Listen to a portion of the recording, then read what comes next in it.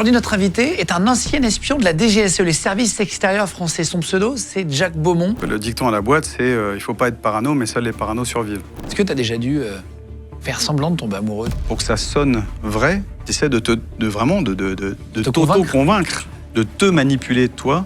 Je te demande pas ce que tu as vu de plus illégal. Honnêtement, le problème de ce métier, c'est que tu finis par perdre foi un peu en l'humanité. Parce qu'en fait, tu découvres que tout le monde a un prix. Il y a des choses que tu aimerais oublier, sans dire quoi. Les services locaux ont commencé avec une perceuse dans l'enfant pour faire parler le type. Donc l'enfant est mort, ensuite la femme. Alors j'ai tout essayé, j'ai essayé d'aller voir des psys, etc. Le problème, c'est que quand tu arrives devant un psy et que tu dis voilà, j'étais espion, bon, évidemment, le psy il pense que t'as un petit problème de mythomanie. Bonjour tout le monde et bienvenue sur Légende. Aujourd'hui, notre invité est un ancien espion de la DGSE, les services extérieurs français. Son pseudo, c'est Jacques Beaumont. Il a écrit des livres sous ce pseudo-là, où il raconte son histoire, ce qu'il a vécu d'abord dans les 8 premières années de sa carrière, où il a été pilote de chasse sur Mirage 2000.